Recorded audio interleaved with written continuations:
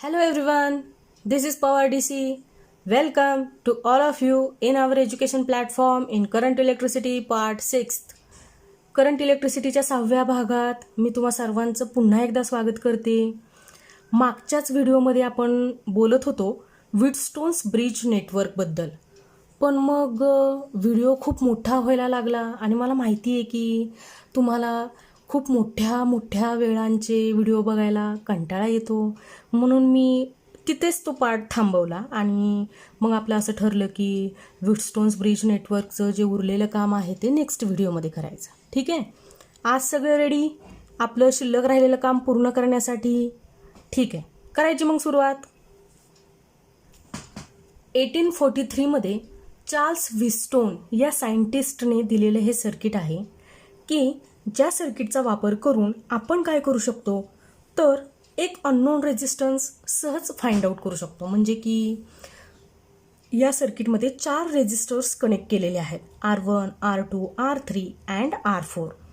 मग जर असं झालं की R1, R2, R3 आणि R4 मध्ये सपोज मी असं म्हणते की R2 हा अननोन आहे आणि R1, R3 आणि R4 हे नोन रेजिस्टन्सेस आहेत, तर ह्या तिघांचा वापर करून R1, R3 आणि R4चा वापर करून मला R2चा रेजिस्टन्स अगदी सहज फाइंड आउट करता येतो. म्हणजे की एक मल्टिप्लिकेशन करील मी आणि एक डिव्हायडेशन करील, म्हणजे एक गुणाकार आणि एक भागाकार करून फक्त मला R2ची व्हॅल्यू फाइंड आउट करता येते युजिंग विटस्टोन्स ब्रिज नेटवर्क. इतका हा फायदेशीर आहे आणि एका कॉम्प्लिकेटेड सर्किटमधला रेजिस्टन्स मी काय करू शकते तर इझिली फाइंड आउट करू शकते. ठीक आहे, करावं काय लागतं तर विटस्टोनने दिलेला हा ब्रिज बॅलन्स करावा लागतो. बॅलन्स करायचं म्हणजे तुम्हाला सांगितलं की सर्किटमधल्या कोणत्याही 2 पॉईंटमधलं पोटेन्शियल एकसारखं करायचं. म्हणजे सर्किटमधले कोणतेही 2 पॉईंट हे इक्वी पोटेन्शियलला आणायचे. आपण कोणते पॉईंट आणले होते बरं इक्वल पोटेन्शियलला, आठवते का तुम्हाला? बी आणि डी हे 2 पॉईंट एकसारख्या पोटेन्शियलला घेऊन यायचे. म्हणजे सर्किटमध्ये ते इक्वी पोटेन्शियल पॉईंट्स असले पाहिजेत. मग आता एकसारख्या पोटेन्शियलला आल्यामुळं होईल काय तर बी पासून डी कडं कोणत्याही मॅग्नेट्यूडचा करंट फ्लो होणार नाही.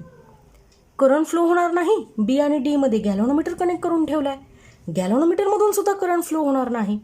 आणि अशा सिच्युएशनमध्ये गॅल्व्हॅनोमीटर 0 डिफ्लेक्शन दाखवेल.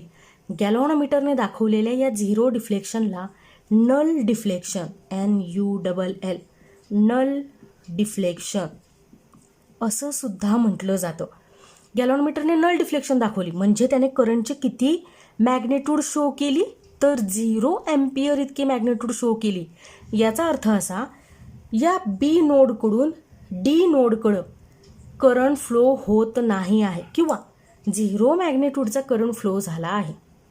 ठीक आहे, मग आता हे बी आणि डी पॉईंट इक्वी पोटेन्शियलला कसे येतील तर रेजिस्टन्सेस ॲडजस्ट करून R1, R2, R3 आणि R4 असे ॲडजस्ट करायचे की बीचं पोटेन्शियल कुणा इतकं असलं पाहिजे, नोड डी इतक्या पोटेन्शियल इतकं असलं पाहिजे, पॉईंट डीच्या पोटेन्शियल इतकं असलं पाहिजे. ठीक आहे, म्हणजे potential difference between point A and B is equal to potential difference between point A and D. आणि दुसरी सिच्युएशन अशी तयार होईल potential difference between point B and C is equal to potential difference between point D and C. मग मी हे लिहिल कसं तर potential at point B equals to potential at point C. B पॉईंटचं पोटेन्शियल सी पॉईंटच्या पोटेन्शियल इतकं असेल आणि त्यामुळं काय तयार होईल गॅल्व्हॅनोमीटरमधून फ्लो होणारा करंट 0 मॅग्नेट्यूडचा होईल. एवढं तुम्हाला लक्षात ठेवावंच लागेल ज्यावेळेस तुम्ही विटस्टोन्स ब्रिज नेटवर्क शिकता. प्रत्येक वेळेस ब्रिज म्हणण्याची गरज नाही, तुम्ही विटस्टोन्स नेटवर्क असं सुद्धा म्हणू शकताय. तर ज्यावेळेस हा ब्रिज बॅलन्स होतोय त्यावेळेस बी आणि डी पॉईंटचं पोटेन्शियल सेम होतं आहे म्हणजे VB इक्वल टू VC. आणि ज्यावेळेस हे पोटेन्शियल सेम होईल त्यावेळेस काय प्ले होणार आहे तर IG इक्वल टू 0. म्हणजे गॅलव्हॅनोमीटरमधून फ्लो होणाऱ्या करंटची मॅग्निट्यूड किती होणार आहे? 0 होणार आहे. तुम्हाला आठवते का मागच्या लेक्चरमध्ये काय केलं होतं? मी ह्या जंक्शन बीला क्रिचॉफ्स करंट लॉ अप्लाय केला होता आणि ह्या जंक्शन डीला क्रिचॉफ्स करंट लॉ अप्लाय केला होता, म्हणजे क्रिचॉफ्स फर्स्ट लॉ अप्लाय केला होता, की ज्याला आपण KCL असं सुद्धा म्हणत होतो. आठवते? मग क्रिचॉफ्स करंट लॉ अप्लाय केल्यानंतर मला बी पॉईंटसाठी एक इक्वेशन मिळालं, म्हणजे मला I3ची व्हॅल्यू मिळाली. आणि डी पॉईंटसाठी सुद्धा मला एक इक्वेशन मिळालं, की ज्या इक्वेशनवरून मी I4ची व्हॅल्यू फाइंड आउट केली. त्यानंतर मी असं सुद्धा म्हटलं होतं की मला हे सर्किट शिकवायला फार आवडतं का, तर ह्याच्यामध्ये क्रिचॉफ्स करंट लॉ सुद्धा अप्लाय केला जातोय आणि क्रिचॉफ्स व्होल्टेज लॉ सुद्धा अप्लाय केला जातोय. क्रिचॉफ्स व्होल्टेज लॉ कुठं बरं अप्लाय केला होता आपण? या सर्किटचं कन्व्हर्जन आपण 2 लूपमध्ये केलं होतं. कॉम्प्लिकेटेड सर्किट आहे ना, सॉल्व्ह करण्यासाठी काय करायचं तर क्रिचॉफ्स व्होल्टेज लॉ वापरायचा. क्रिचॉफ्स व्होल्टेज लॉ काय सांगतो तर छोट्या छोट्या लूपमध्ये सर्किट डिव्हाइड करा आणि प्रत्येक एका लूपसाठी एक इक्वेशन तयार करा. त्या इक्वेशनमध्ये तुम्ही व्हेरिएबल्स वापरा. मग तीच क्रिचॉफ्स व्होल्टेज लॉची आयडिया मी ह्या सर्किटसाठी सुद्धा वापरली आणि मी 2 लूपमध्ये हे सर्किट डिव्हाइड केलं. पहिलं लूप होतं A, B, D आणि A. दुसरं लूप होतं B, C, D आणि B. पहिल्या लूपला ज्यावेळेस मी करंट व्होल्टेज लॉ अप्लाय करते मला एक इक्वेशन मिळालं. दुसऱ्या लूपला सुद्धा ज्यावेळेस मी क्रिचॉफ्स व्होल्टेज लॉ अप्लाय केला, KVL अप्लाय केला, त्याही वेळेस मला एक इक्वेशन मिळालं. म्हणजे मागच्या व्हिडिओमधून मला मिळाली काय तर टोटल 4 इक्वेशन्स मिळाली. आठवतं का? करा बघू आठवायचा प्रयत्न, तोपर्यंत मी लिहून काढते. बघा बरं, मागच्या व्हिडिओमध्ये मिळालेली इक्वेशन्स मी आता इथं लिहिलेली आहेत. I3 कसा मिळाला? जंक्शन बीला क्रिचॉफ्स करंट लॉ अप्लाय केला. I4 ज्यावेळेस मला मिळालं इक्वेशन नंबर 2 कसं मिळालं तर मी नोड डीला अप्लाय केला होता क्रिचॉफ्स करंट लॉ. आठवतं? त्यानंतर हे जे 3rd नंबरचं इक्वेशन आहे ते मला क्रिचॉफ्स व्होल्टेज लॉ अप्लाय केल्यानंतर मिळालं होतं. कोणाला अप्लाय केला होता? Loop A, B, D, A ला अप्लाय केला होता. त्यानंतर मला हे इक्वेशन मिळालं equation number 3. Equation number 4 B, C, D, B ला क्रिचॉफ्स व्होल्टेज लॉ अप्लाय केला होता. त्यामुळे मला मिळालं होतं हे इक्वेशन नंबर 4. आठवलंय? बघा आता आपण काय करूयात, ब्रिज बॅलन्स करून घेणं गरजेचं. ब्रिज बॅलन्स होतोय म्हणजे बी आणि डी पॉईंटचं पोटेन्शियल काय होते? सेम होते. Potential at point B equals to potential at point D. आणि त्यावेळेस होणार काय आहे? IG equal to 0. म्हणजे current flows through in a galvanometer is equal to 0. That's why galvanometer shows null deflection to us. Galvanometer आपल्याला काय दाखवील? Null deflection दाखवील ज्यावेळेस ही सिच्युएशन प्ले होत असेल. ठीक आहे? मग आता मी काय करते, ह्या इक्वेशन 3rd वर कॉन्सन्ट्रेट करते. ठीक आहे? I1 मॅग्निट्यूडचा करंट R1 मधून फ्लो होतोय. I2 मॅग्निट्यूडचा करंट R3 मधून फ्लो होतोय. आपल्याला इथं फार काही स्कोप नाही आहे, पण इथल्या ह्या मिडल टर्मवरती जर तुम्ही कॉन्सन्ट्रेट कराल तर इथं आहे IG. आणि ज्यावेळेस सर्किट बॅलन्स होतोय त्यावेळेस IGची मॅग्निट्यूड किती असायला हवी? किती ती होणार आहे? तर 0 होणार आहे. मग आपण काय करूयात, ह्या इक्वेशन 3 वर प्रोसेस करूयात आणि IGची व्हॅल्यू 0 सबस्टिट्यूट करूयात. मग काय होईल बरं? I1 into R1 plus 0 into G म्हणजे काय होऊन जाईल? 0.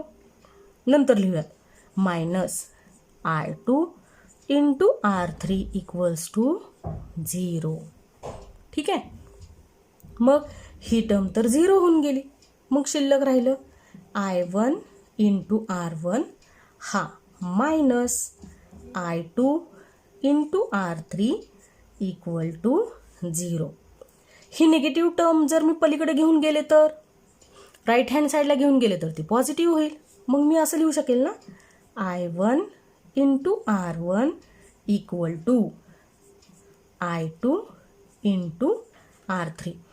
मी इथं बघा ना, सगळ्यात पहिल्यांदा मी I1 लिहिते आणि नंतर मी R1 लिहिते. असं काही हार्ड अँड फास्ट रूल नाही आहे की मल्टिप्लिकेशनमध्ये पहिल्यांदा आयची मॅग्निट्यूड लिहा आणि नंतर R1 लिहा. तुम्ही R1 इंटू I1 लिहिलं ना तरीसुद्धा चालणार आहे. ठीक आहे? मग आता मी ह्या इक्वेशन नंबर 3वर प्रोसेस करत करत आय जीची मॅग्नेट्यूड 0 ठेवत इथंपर्यंत आले. या इक्वेशनला मी म्हणते इक्वेशन नंबर 5. आलंय लक्षात इथंपर्यंत. आता ह्या इक्वेशन नंबर 4वर कॉन्सन्ट्रेट करूया. इथं बघा I3 × R2 आहे, म्हणजे ही इक्वेशन फर्स्टमधली I3ची मॅग्नेट्यूड मला इथं सबस्टिट्यूट करता येईल या इक्वेशन नंबर 4मध्ये. इथं I4 × R4 आहे, म्हणजे ही R4ची मॅग्नेट्यूड जी आपण फाइंड आउट केलेली ती मला इथं सबस्टिट्यूट करता येईल. Minus IG × G. IG किती असायला हवा आहे ज्यावेळेस तुमचं सर्किट बॅलन्स होणार आहे? IGची मॅग्नेट्यूड 0 असायला हवी. ठीक आहे, म्हणजे I3 आणि I4ची मॅग्नेट्यूड इथं ठेवायची आणि IGची मॅग्नेट्यूड 0 करायची. असं काम किती नंबर इक्वेशनवरती करायचं आहे आपल्याला? 4 नंबर इक्वेशनवरती करायचं आहे. चला तर मग करूयात आपण. I3ची व्हॅल्यू बघा किती आहे. इथं सगळ्यात वर लिहिलेली आहे मी I1 minus IG. Plus minus चुकवायचं नाही बरं का, नाहीतर मग खूप मोठा गोळ होतो. जर 3 मार्कांसाठी व्हीटस्टोन्स ब्रिज नेटवर्क परीक्षेमध्ये विचारला गेला असेल आणि ही इक्वेशन्स लिहित असताना जर माझं साईन चुकलं तर मग आपल्याला ते शोधून काढणं की आपलं कुठं चुकलं आहे ते फार अवघड जातं. म्हणून मी काय म्हणते, सुरुवातीपासूनच आपण असं लिहायचं की ठरवूनच ठेवायचं की मी चुकणारच नाही. ठीक आहे, मग बघा I3ची व्हॅल्यू मी काय ठेवली? I1 minus IG. पुन्हा एकदा बघते बरोबर ठेवली का? ठेवली. I1 minus IG. कितीने मल्टिप्लाय केलं मी? R2ने. ठेवले बरोबर व्हॅल्यू. बघताना तुम्ही पण लक्ष ठेवा बरं मी बरोबर लिहिते का? मायनस I4ची मॅग्नेट्यूड काय आहे? I2 plus IG. कशाने मल्टिप्लाय करायचे? R4. केलं. त्यानंतर काय बरं इथं?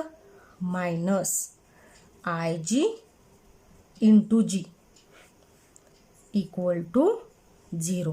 0 का बरं आलं होतं इथं इक्वेशन नंबर 3मध्ये आणि इक्वेशन नंबर 4मध्ये? तर क्रिचॉफ्स व्होल्टेज लॉ सांगत होता आपल्याला अल्जेब्रिक सम करा I.R ची आणि ती लिहून टाका लेफ्ट हँड साईडला. राईट हँड साईडला काय लिहून टाका? Algebraic sum of EMF of cell in circuit. पण जी लूप मी कन्सिडर केली होती ABDA किंवा BCDB ह्या दोन्हीही लूपमध्ये EMF ऑफ सेल नव्हतंच, म्हणजे सेल कनेक्ट केलेली नव्हतीच त्या लूपमध्ये. मग मी इथं काय लिहिणार राईट हँड साईडला? म्हणून मी काय लिहून टाकलं तर 0. ठीक आहे, शंका काढून टाकली, नाही तर तुम्ही पुन्हा म्हणत राहाल की हा 0 कुठून आला, म्हणून मी सांगितलं. बघा ह्या R2ने आतमध्ये मल्टिप्लाय करूयात, R4ने इथं मल्टिप्लाय करूयात. IG 0 मल्टिप्लायड बाय G म्हणजे काय येणार आहे? 0. म्हणजे ही टर्म तर 0 आहेच, हे तुम्हाला माहीतच आहे. बघा बरं, ह्या R2ने ब्रॅकेटच्या आतमध्ये मल्टिप्लाय करते, मग काय होईल? I1 × R2. इथं मायनस साईन आहे, विसरायचं नाही, घाईघाई करायची नाही. R2 × IG. ठीक आहे, इथं काय बरं? Minus I2. हे मायनस साईन I2ला जाईल ना, minus I2 multiplied bye R4. ब्रॅकेटच्या बाहेर मायनस साईन होतं, म्हणजे आतमधलं साईन काय होईल तर चेंज होईल. म्हणजे इथं प्लस आहे पण बाहेरच्या मायनसमुळे आता ते काय होणार आहे? Minus IG × R4. या IGमुळं IG मल्टिप्लायड बाय G, करंटची magnitude 0.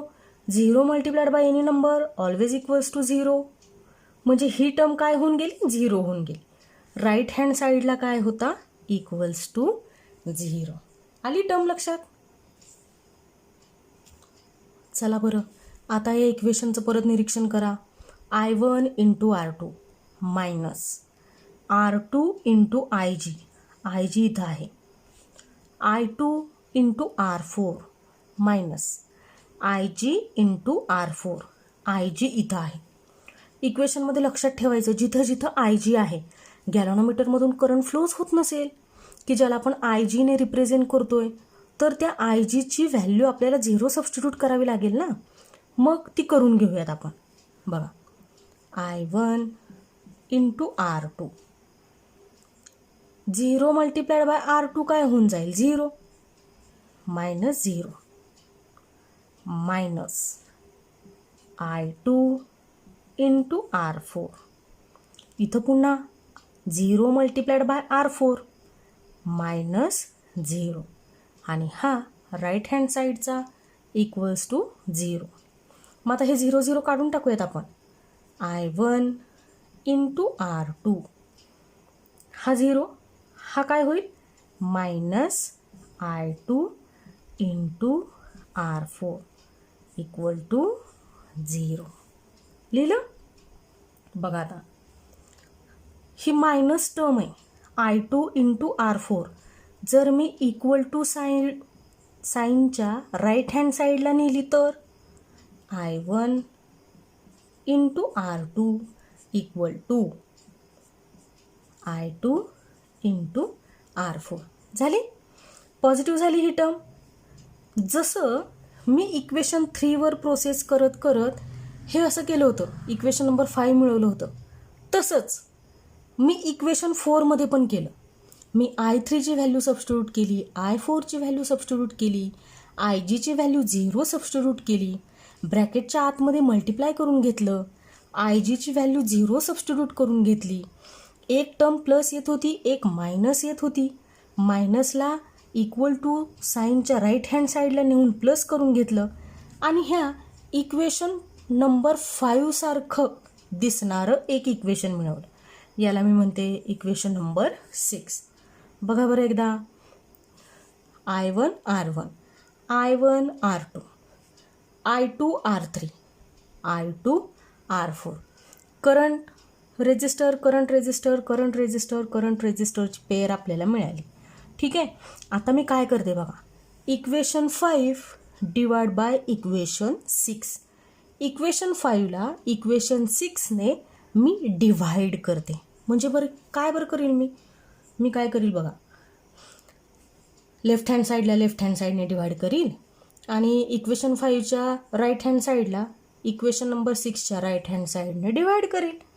I1 into R1 divide by, इथं काय बरं इक्वेशन नंबर 6ची left hand side I1 into R2 लिहिलं इक्वल टू इक्वेशन नंबर 5ची right hand side I2 into R3 divide by equation number 6ची right hand side I2 into R4. इथं बघा, जे I1 I1 I2 I2 ही करंटची magnitude आहे की जी इथं सेम दिसतीये, ती मी काय करू शकते, इथं कॅन्सल आउट करू शकते. म्हणजे इथं जर असेल सपोज 5 एम्पियर तर इथं सुद्धा 5 एम्पियर आहे. मग 5 एम्पियरला 5 एम्पियर कॅन्सल आउट होईल ना, म्हणून मग मी हे कॅन्सल केलं. I2 कॅन्सल करून टाकला.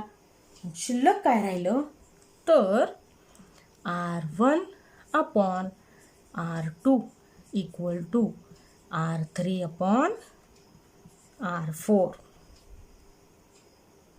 बघा आपण काय मिळवलं आहे, आपण एक फॉर्म्युलाच मिळवला आहे की ज्याच्या लेफ्ट हँड साईडला रेजिस्टन्स दिसतात आहे R1 R2, राईट हँड साईडला सुद्धा काय दिसतात आहे तर रेजिस्टन्सेसच दिसतात आहे R3 आणि R4. म्हणजे रेजिस्टन्सचा रेजिस्टन्स बरोबर घेतलेला रेशो लेफ्ट हँड साईडला दिसतो, रेजिस्टन्सचा रेजिस्टन्स बरोबर घेतलेला रेशोच मला कुठं दिसतोय तर राईट हँड साईडला दिसतोय.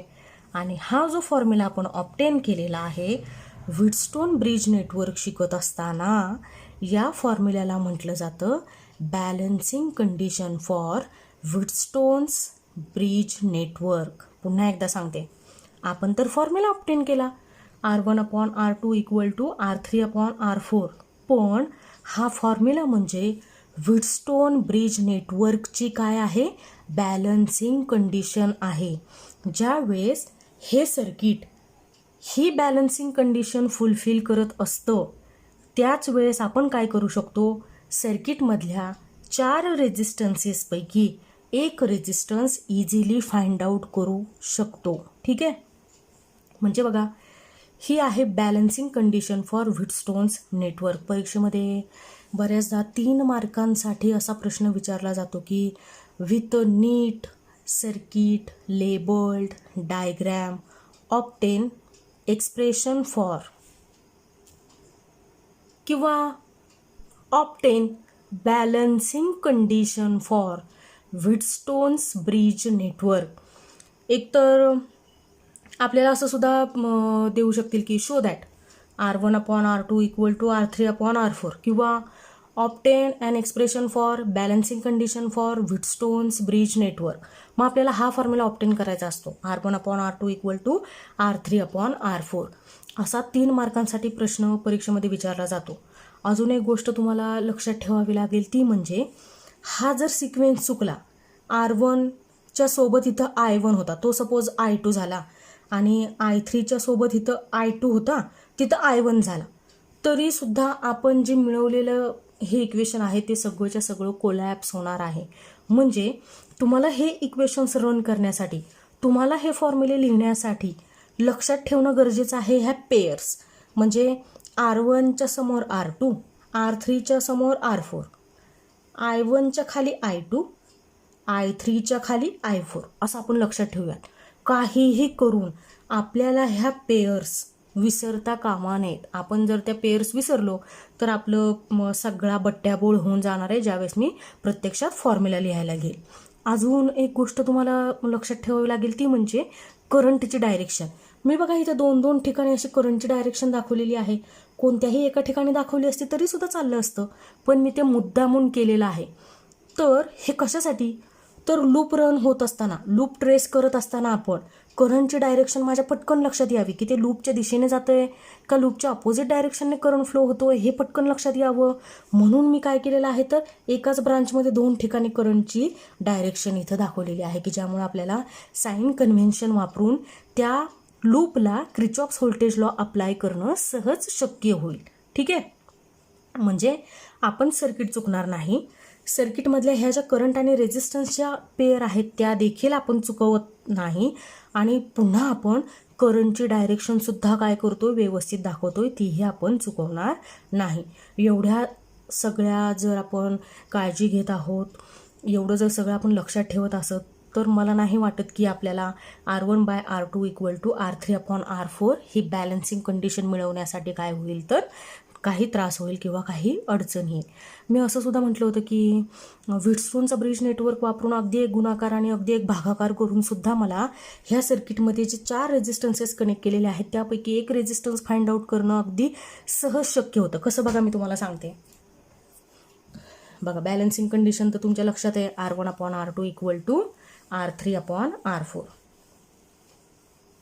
आता मी थोड्या वेळापुरतं असं कन्सिडर करते की आपल्याला काय करायचं आहे, ह्या ब्रिज सर्किटमधला R1 हा आपल्यासाठी अननोन आहे, तो R1 आपल्याला फाइंड आउट करायचा आहे. मग मी काय करेल माहिती आहे, ब्रिज सर्किट वापरेल आणि मग फॉर्म्युला लिहिल म्हणजे की बॅलन्सिंग कंडिशन लिहिल R1/R2 इक्वल टू R3/R4. हा अननोन आहे पण बाकीचे नोन आहेत. R2 नोन आहे, R3 नोन आहे, R4 सुद्धा आपल्याला माहीत आहे नोन आहे. मग मी काय करील R1 इक्वल टू मॉडिफाय करेल फॉर्म्युला R1साठी, R2 पलीकडे घेऊन जाईल, इथं डिनॉमिनेटरमध्ये पलीकडे गेल्यावरती तो न्यूमरेटरमध्ये जाईल म्हणजे मल्टिप्लायड होईल. R2 multiplied bye R3/R4. आलेलं उत्तर कशामध्ये असेल, ओहममध्ये असेल. म्हणजे बघा R3/R4 काय केलं, एक डिव्हायडेशन केलं, ह्या डिव्हायडेशनला मल्टिप्लायड बघा काय केलं R2 केलं. म्हणून मी मगाशी म्हटले होते की अगदी एक भागाकार आणि एक गुणाकार करून आपल्याला कशाची व्हॅल्यू फाइंड आउट करता येईल तर अननोन रेझिस्टन्सची व्हॅल्यू फाइंड आउट करता येईल की जो रेझिस्टर ह्या व्हीटस्टोनच्या ब्रिज नेटवर्कमध्ये काय केलेला असेल, कनेक्ट केलेला असेल. हो की नाही, सोपं वाटलं ना तुम्हाला सर्किट. बघा पहिल्यांदा बीला क्रिचॉफ्स करंट लॉ अप्लाय करायचा बी नोडला, दुसऱ्यांदा नोड डीला क्रिचॉफ्स करंट लॉ अप्लाय करायचा. 2 इक्वेशन्स मिळतील. बी साठी I3 फाइंड आउट करायचा आणि डी साठी I4 फाइंड आउट करायचा. त्यानंतर आता क्रिचॉफ्स व्होल्टेज लॉची वेळ, ABDA लूपला क्रिचॉफ्स व्होल्टेज लॉ अप्लाय करायचं, एक इक्वेशन मिळवायचं. BCDBला काय करायचं, क्रिचॉफ्स व्होल्टेज लॉ अप्लाय करायचा आणि दुसरं इक्वेशन मिळवायचं. ह्या इक्वेशन्समध्ये IG ची व्हॅल्यू 0 ठेवायची, I3 आणि I4च्या व्हॅल्यू सबस्टिट्यूट करायच्या आणि 2 इक्वेशन्स मिळवायचे आणि पहिल्या इक्वेशनला दुसऱ्या इक्वेशनने डिव्हाइड करायचं की ज्यामुळे आपल्याला काय मिळेल तर ही बॅलन्सिंग कंडिशन मिळेल R1/R2 इक्वल टू R3/R4. सोपं होतं ना. तुम्ही काय करा, एकदा सर्किट डायग्राम नोटबुकमध्ये ड्रॉ करून बघा आणि जे मी इथं जसजशा सिक्वेन्सने लिहित गेले तसं तुम्ही सुद्धा लिहून घ्या. जर तुमच्या एकदा नाही लक्षात आलं तर हाच व्हिडिओ तुम्ही पुन्हा बघा, तुमच्या नक्की लक्षात येईल आणि तुम्हाला समजेल की आपण ही बॅलन्सिंग कंडिशन कशी ऑब्टेन केली ती. ठीक आहे. मग मी आता अशी अपेक्षा करू का की मी जेवढं काही आज शिकवलं ते तुम्हाला समजलेलं आहे. ठीक आहे. पुन्हा भेटूयात व्हीटस्टोन्स मीटर ब्रिज घेऊन पण आपल्या पुढच्या व्हिडिओमध्ये. तोपर्यंत घरीच राहा, सुरक्षित राहा. थँक्यू. बाय.